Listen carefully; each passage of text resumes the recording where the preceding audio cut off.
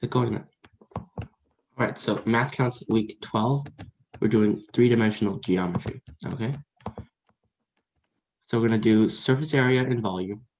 We're gonna talk about spiky things and round things, and then prisms and pyramids. Okay, so first, surface area and volume. These are two things that every three-dimensional shape has. So if I just draw a random, let's just say you have a cup, okay? Or like a can. What's the surface area of the can? So the surface area is basically the combined area of all the surfaces. So let's say you wanted to paint this can, okay? You have to paint this side, you have to paint the top, you have to paint the bottom. So if you add all those areas together, that's the total surface area. So that's the amount of area you have to paint, okay? So if you want to paint the surface of the thing, it will be the surface area. Volume is, let's say you want to fill this up with paint, and you fill this can up with paint, and you have like a can of paint, right?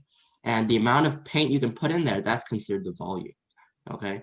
So the surface area is the area of the surface, and the volume is the actual space that you have inside the three-dimensional shape, okay? I think most of you should know that right now. So we're gonna go over spiky things and round things. So you can basically divide up three-dimensional shapes into two categories, okay? Round things and spiky things, okay? A round thing is a sphere, okay? And anything that is a section of a sphere, such as this half sphere, we call this a hemisphere.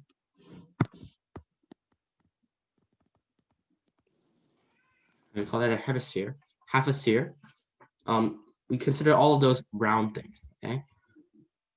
Then we got spiky things. Spiky things are anything that's not round things, and you can cut your finger on it. It's spiky. Or you can cut your finger on this place, even this thing, right? Have you ever had a can of like tomato juice or something, you cut your hand on it? Well, yeah, you can cut your hand on a cylinder. So we consider that also a spiky thing, even though it has a circular base, okay? So those are the two categories we can divide things into.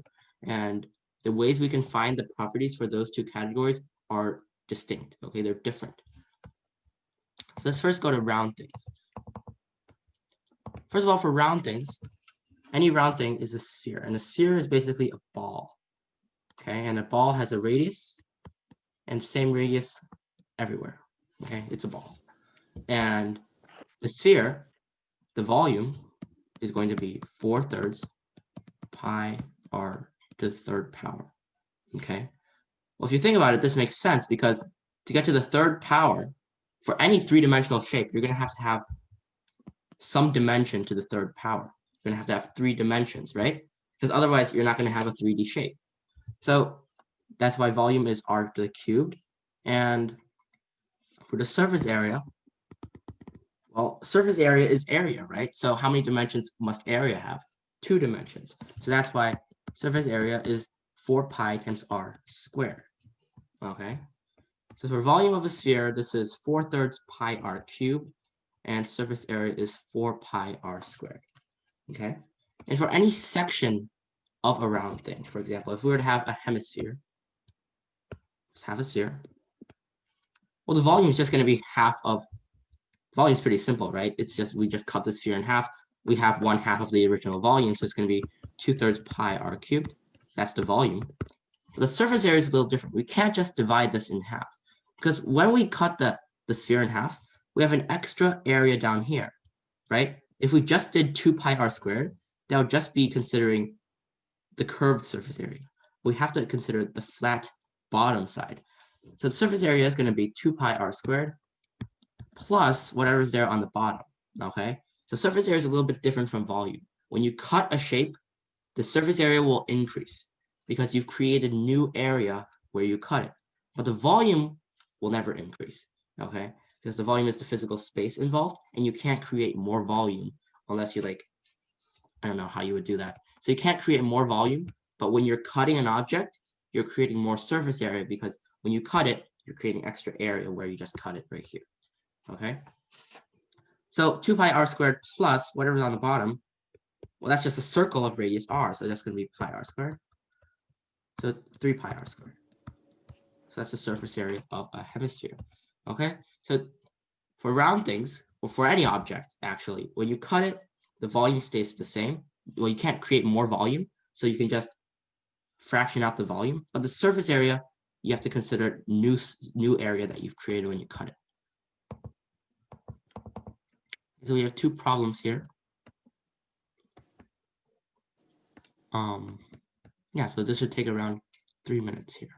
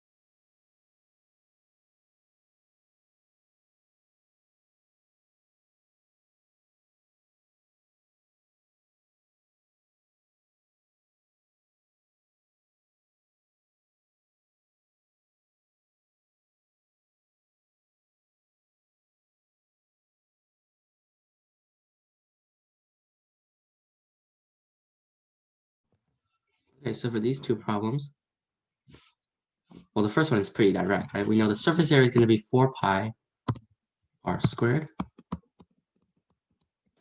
Well, 1 squared is just 1, right? So it's just going to be 4 pi. The volume of a sphere, 4/3 pi r cubed. Well, 1 cubed is still 1, right? So it's going to be 4/3 pi. All right. So now the surface area to volume ratio for sphere radius r. So this is a two-part problem. You have to find this ratio, and then we do the second part. So what's the surface area to volume ratio? Well, the surface area is just 4 pi r squared, and the ratio is just a fraction, right? So we can cancel the pi's on top and bottom. We can cancel the 4. We got 2 r's on the top, 3 r's on the bottom. So we can take out 2 r's from the bottom and 2 r's from the top. So we only have 1 r on the bottom now. What does this look like? It's 1 over 1/3 r, which is 3 over r. This is the ratio for sphere radius r. For what value of r is the surface area equal to the volume? Well, if the surface area is equal to the volume, we don't need to set up a new equation because we know If the surface area is equal to volume, the ratio will equal 1.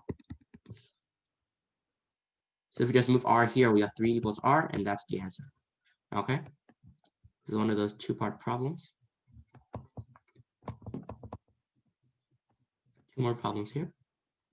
This one is a little harder. I'll give you 5 minutes for these.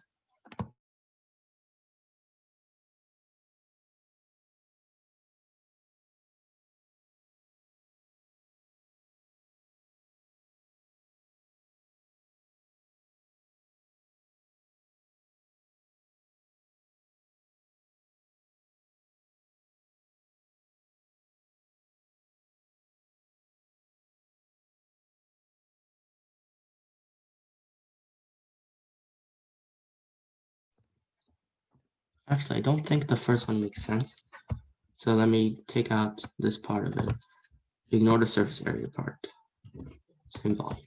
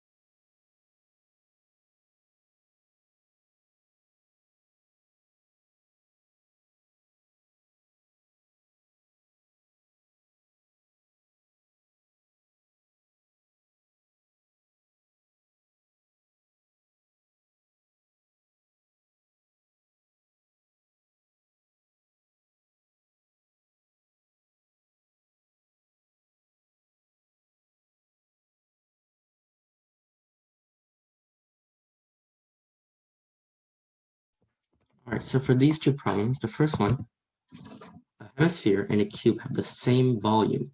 So what's the ratio of the side length of the square, well, not the square, the cube, to the radius of the hemisphere? So the same volume which means that if the radius is r here and the side length is s, the same volume means that the volume of this is equal to the volume of this. The volume of a hemisphere is half of a sphere. So it's 4/3 pi r squared, r cubed, times 1/2. And this must equal to the volume of the cube. Well, I think you all should know the volume of the cube. That's just s to the cubed. So now we just need to solve for the ratio between the side length and the radius. So the final result we want to have is s over r, right? This is the quantity we want to find. So let's move r to this side. So we're going to have, let's first do this, 2/3 pi equals s cubed over r cubed. Okay. Well, if we know our exponent rules, we can factor out the cubed out of here. So it's just s over r cubed.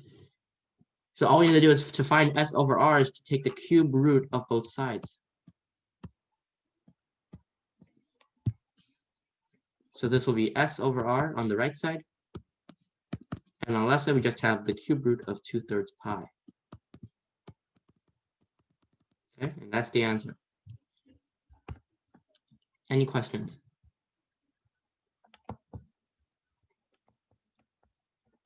Okay, so now you're making snowballs. A snowball of radius r has mass m. What's the mass of a snowball of radius 3r? Well, imagine that you have like a glass sphere and it's hollow inside, and you can fill it up with anything you want. And it doesn't have any mass. Okay, it's just a glass sphere that you can put stuff in. If we fill this up with snow, that's basically a snowball, right? And if this glass sphere has radius r, then the snowball will have radius r. Now we have a glass sphere of radius 3r. It's a lot bigger. If we fill all of this up with snow, we obviously have more snow in there, right? And the more snow we have, the greater the mass. So this means, let's say this is V1, this is V2, and this is M. And let's call this M2. Okay. Well, the more volume, the more snow, and the more snow, the more mass, right? So volume is proportional to mass, which means the greater the volume, the greater the mass. So this is going to be equal to K times some M, right? So K is a constant. We don't know what K is, but the volume is proportional to the mass, which means if we add this equation, if volume goes up, then the mass obviously has to go up. Okay, so we don't really care about what this K is. We only care that as volume goes up, mass goes up. Same thing here. V2 equals Km2, right? As this volume goes up, this mass goes up. Okay, so now we have these two equations. Well, they're the same K here, right? So V1 over M is K. V2 over M2 is K.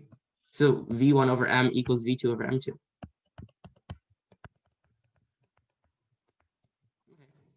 Let's clear out some of this stuff.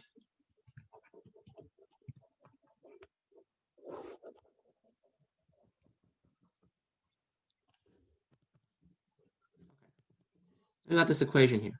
V1 is equal to 4/3 pi r squared, pi r cubed, okay, over M. V2 is a radius of 3r, which means it's going to be 4/3 pi 3r cubed over M, M2. Okay, we want to find M2 because that's what we want to find, right? So 4/3 pi can cancel on top and bottom. If we take the 3 and we distribute it, we get 27r cubed. The r cubes can cancel. So now we got 1 over m equals 27 over m2. Let's cross multiply. M2 equals 27m. And that's the answer, 27m. Okay? Any questions about that one?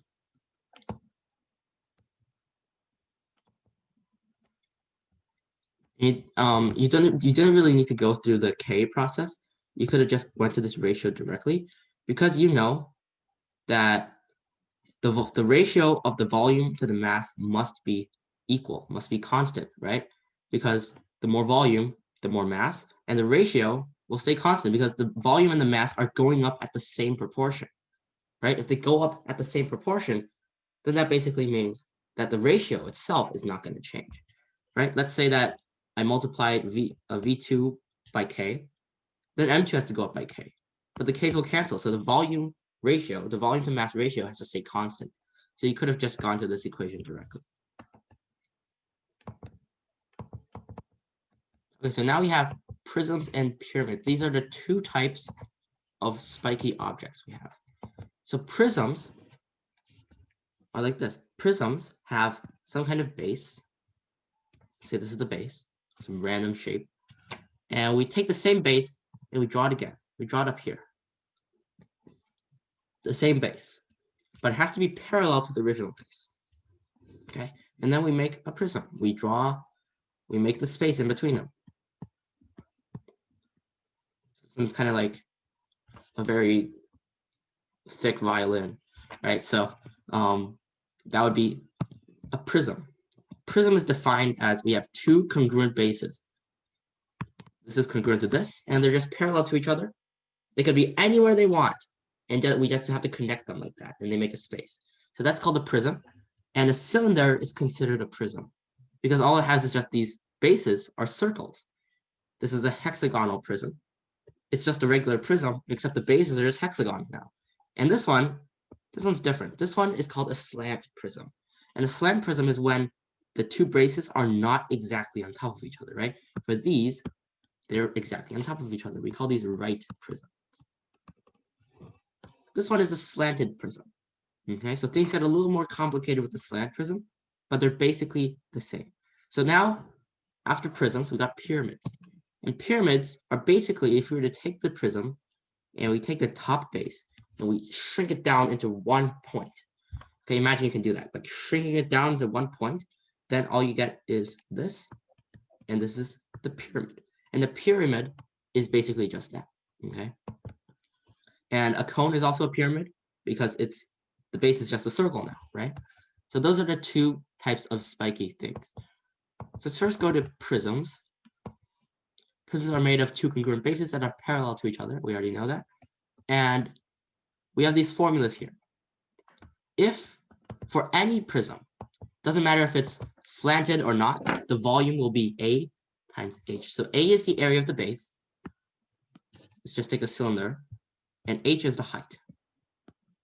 So the height is defined as the distance between the two bases. Okay, so for this one, the height would be this. If it was a slanted cylinder like this, the height would still be the same because it's just the distance between the bases. It's like a parallelogram, right? When we said, oh, this is a parallelogram, we didn't say this was the height. We said this was the height, right? So it's the same here. So it doesn't matter if the cylinder is slanted or not, the volume is always going to be the area of the base times the height. And the base could be anything, right? It could be like this. As long as they're congruent, now we have this kind of weird shape. As long as we can find the area of the base, we multiply by the height, we'll get our answer. Okay, so this is why this equation is a lot better than the one you're usually taught, right? Because what do you do when you encounter a shape where you don't know exactly what the base is? Well, you're going to have to find it, right? So basically, this equation is a lot better than the ones you would usually see. But now for surface area. Surface area is different. If it's a right prism, which means the bases are exactly on top of each other, pH plus 2a. So h is, again, it's the height. Perimeter is the perimeter of the base. Okay. So for this one, it would just be 2 pi r. So basically what we're doing here is if we were to unwind this cylinder, pretend it's like a roll of paper. If we were to unwind it, this length would be this. So this would be 2 pi r. Height would still be h. And look, we have a rectangle. So basically we've unwounded the prism and we've made it into a rectangle. And this is this area, surface area right here. Okay, so basically the perimeter times the height, we get a rectangle, and that's the lateral height. This is what we call the lateral area. It's the vertical side. It's like the side of it. But now we got to consider the top and bottom, right? So all we have to do is add in these two areas, area plus area, and that's it. Okay. So if it's a right prism, we do the perimeter times the height plus the areas of the bases, okay? If it's not, then it gets a little more complicated. Actually, it gets a lot more complicated because the thing is, although the volume is the same, let's say we have a rectangular prism here. If we have this extreme rectangular prism, if you think about it, this area is massive. This is a huge rectangle on the side. If we had the same rectangle, but it was just a right rectangle, think about how small this is. So obviously the surface area is not the same, right? So for the surface area of a slant prism, we can't just do height times perimeter of base, okay? For this one, it gets complicated because we have to find the area of each face individually and add them together. Okay, so there's not really a shortcut for that one, but there is a shortcut for this one. Got it? So those are the ways you can find the volume and surface area of prisms. Any questions?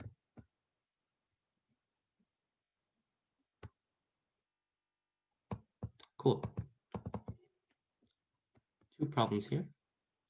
It should take, I think it should take quite a while, so I'll give you guys 7 minutes.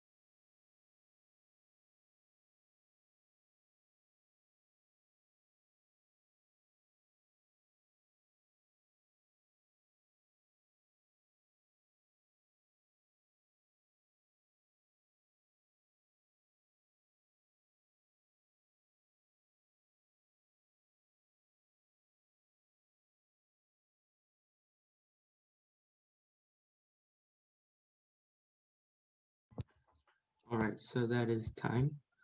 So for the first one, we're just gonna have to follow the formula for the volume and the surface area.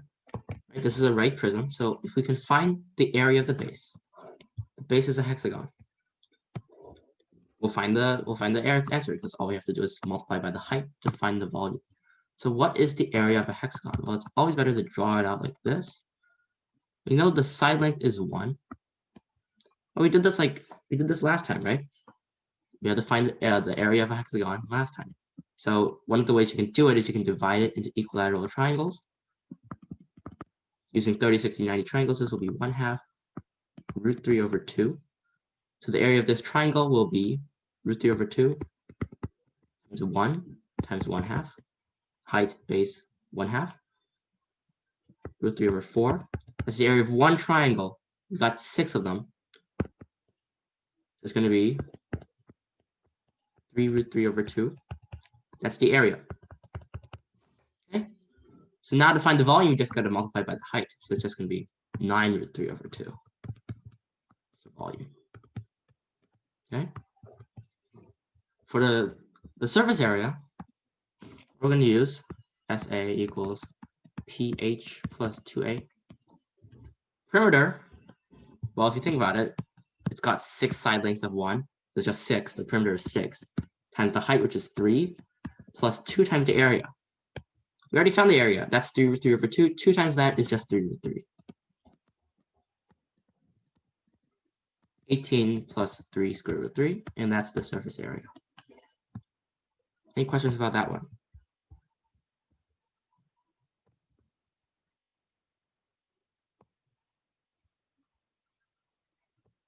So now for the next one, same thing, basically the same thing. We're going to have to find the surface, the area of whatever this base is, right? So what is that? Well, it's always better to just draw it out, redraw it, because I don't like to look at that in that way. So we've got a semicircle here. So this is one of those shapes that we did last week, right? This is kind of like, this is basically the same class as last week because you're going to have to find these wacky areas. So it's always good to draw radii in. These are 2 and 2. Let's say this is 1. So this is 2. The diameter of the semicircle is 2. Well, 2, 2, 2, that is an equilateral triangle. 60 degrees right here. Don't have a question? No? Okay.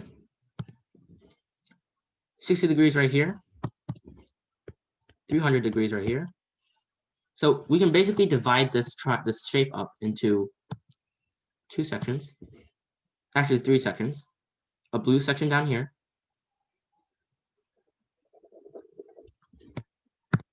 A red section up here. And a purple section right here. Okay, that's how we can make up the area. The blue area is 300 over 360 times the area of the circle, right? Because that's a fraction of the whole circle. Times pi r squared. Okay, 300 over 360, that's 5 over 6.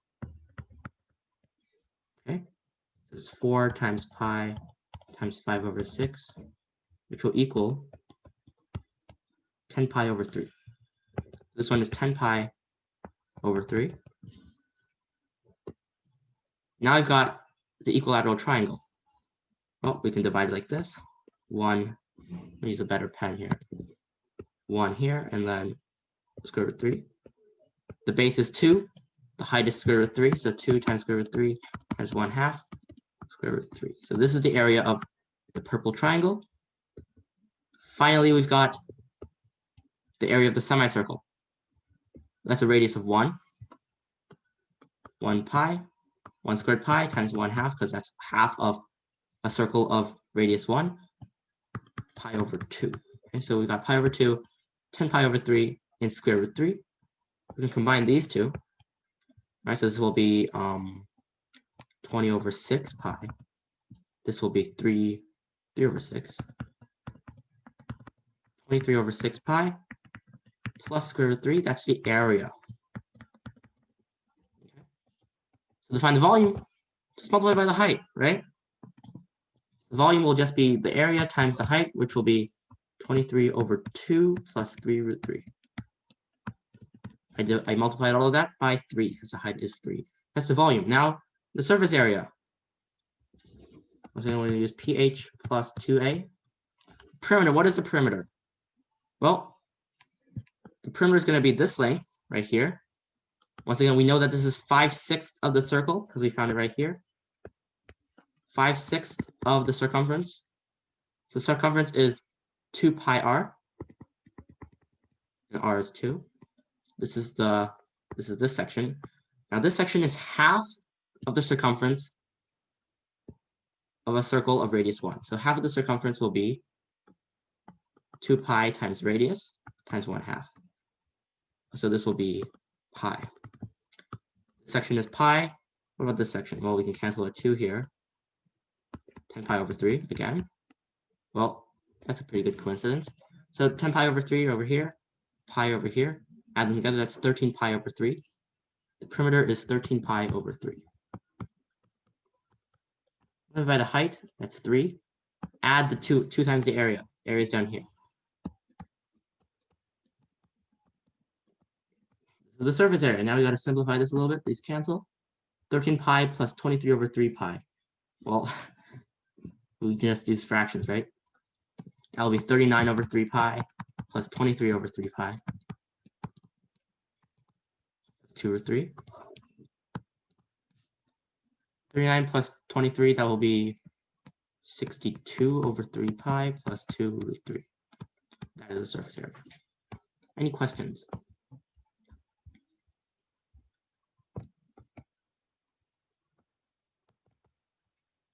Cool. I'm going to skip this one.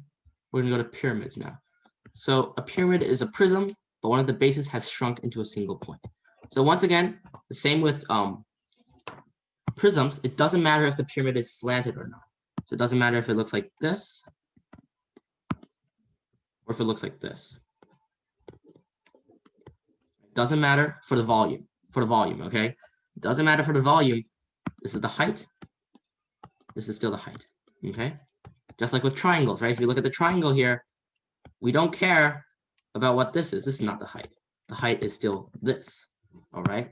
So that's why the volume doesn't matter. So we just do 1/3 times the area of the base down here times the height. Okay? For the right pyramid, we do 1/2 PL plus A. Well, the A is the most obvious part. A is just the bottom area. 1/2 times perimeter times slant height. So what is slant height? Slant height is the height over here. So if we take the face, let's just I take this face here and I draw it over here. The slant height is down here. This is the slant height. Okay.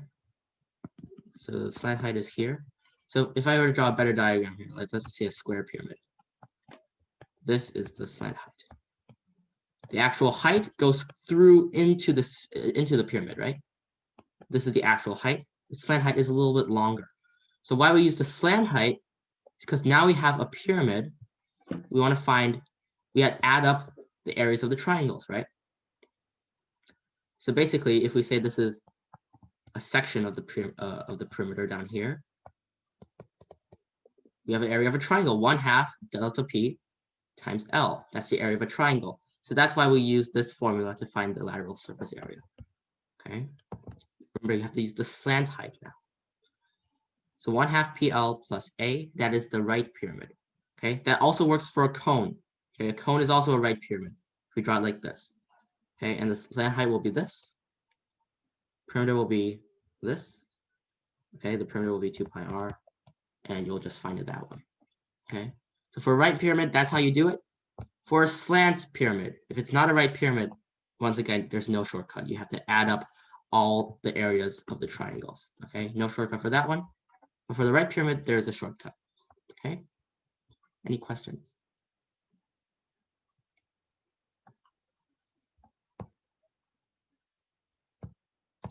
Cool.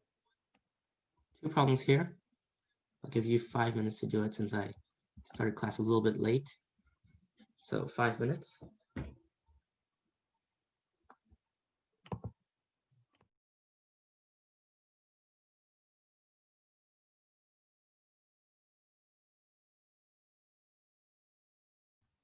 So remember, for the height, it's the distance from the point to the base. So the height's going to go here, and this is the height. Okay.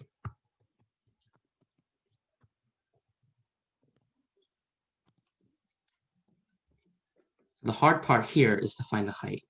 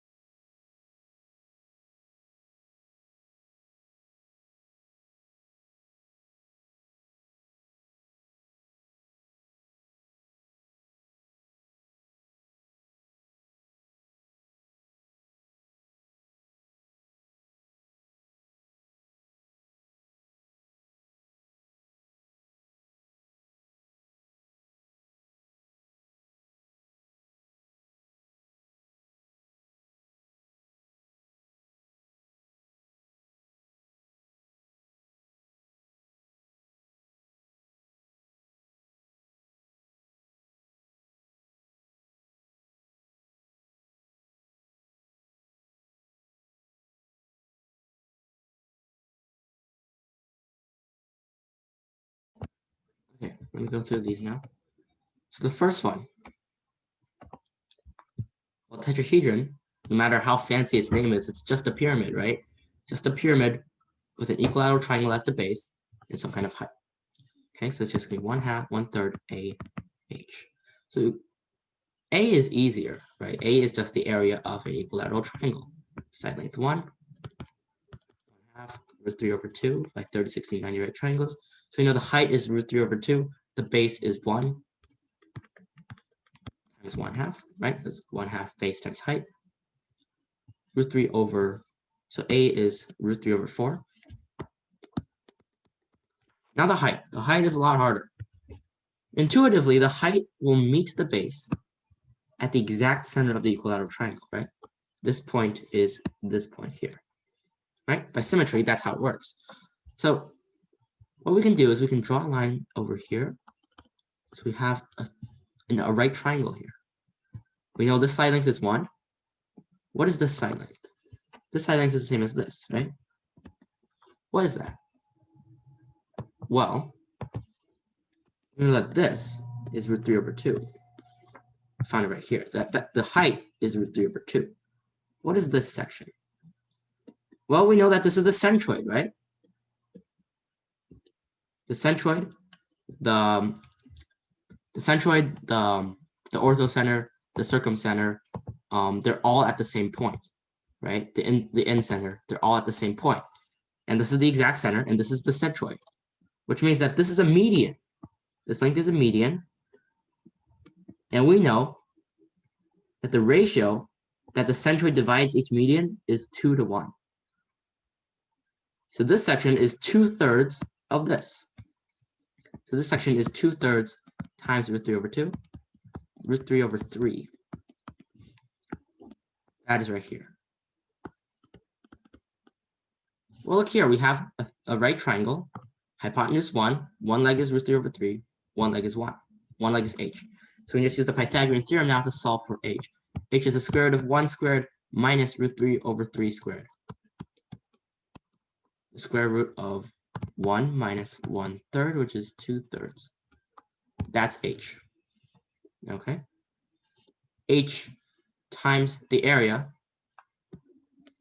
So 1/3 area times h. 3's in the square roots will cancel out. We got square root 2 over 12. And that is the volume. Any questions about this one?